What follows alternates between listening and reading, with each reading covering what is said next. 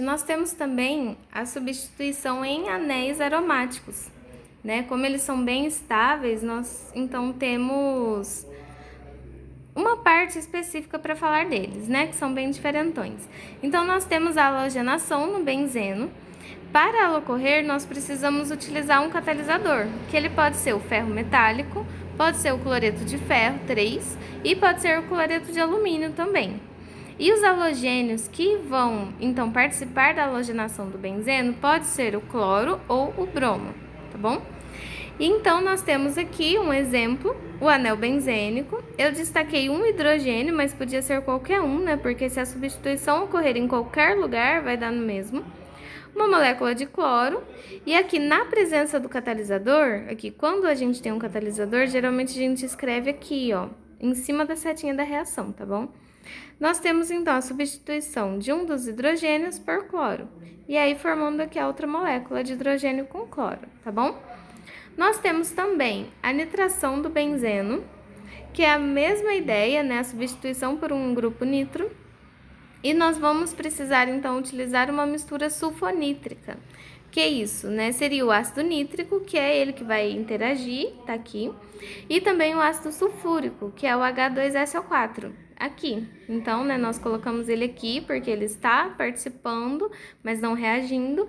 E eles são concentrados e a quente. Esse delta que a gente vai colocar aqui embaixo da setinha significa que é aquecido, tá bom? Como se fosse um foguinho aqui que nós colocamos embaixo da reação, da setinha da reação, para indicar que ela está a quente.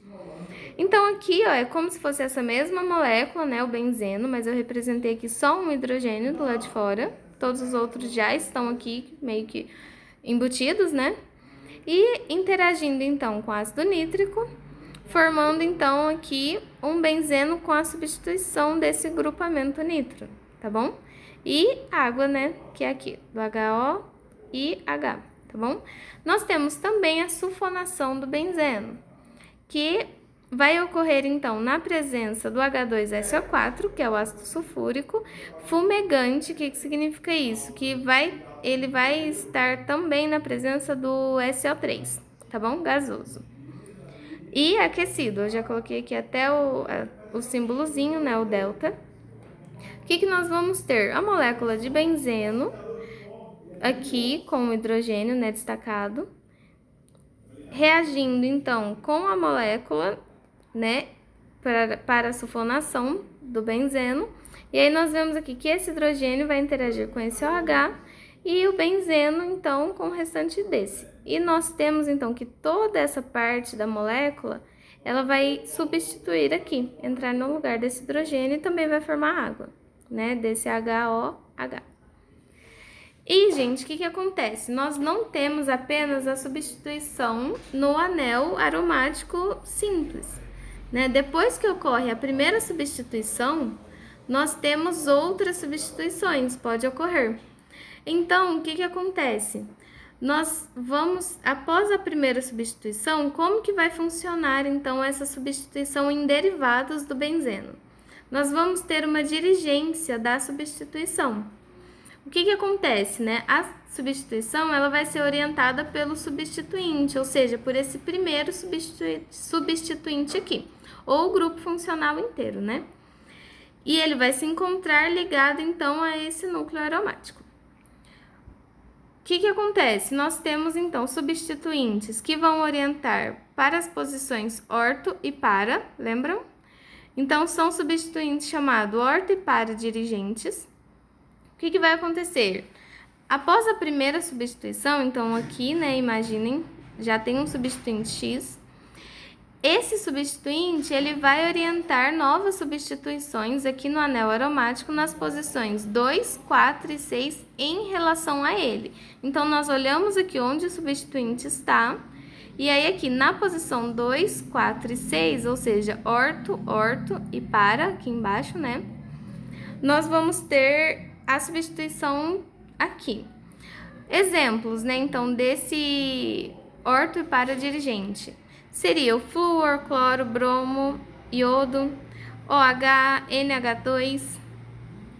Tem o CH3 também e grupamentos maiores aqui também, tá bom? seria aqui o etil, né? Então, nós temos aqui os substituintes orto e para. Eles são classificados como primeira classe ou ativantes. Por quê? Quando nós temos a primeira substituição, eles são classificados como ativantes porque eles facilitam as demais ativações. Então, se a gente já tiver um flúor aqui, ocorrer outras substituições no anel aromático fica mais fácil. Mas nós temos também os substituintes metadirigentes, né? Eles vão orientar novas substituições nas posições 3 e 5 em relação a eles. Então, nós temos aqui, né?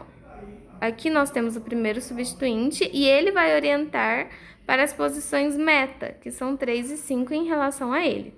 Eles vão ser classificados como segunda classe ou desativantes, porque após esses primeiros entrarem, eles dificultam um pouco a substituição, outras substituições nesse anel.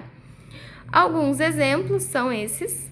Notem que a gente já vê aqui grupamentos que são um pouco maiores, né, mais volumosos, tem mais átomos, enfim. O que acontece? Uma dos motivos, né, deles desativarem esse anel é também pela ocupação do espaço. Imaginem que aqui tem um substituinte gigante e aí acaba que fica realmente difícil, né, essas substituições. Outro motivo é pela eletronegatividade, mas a gente não vai entrar então nesses motivos aqui, tá bom? O que fica importante mesmo é saber então substituintes metadirigentes e ortoparadirigentes.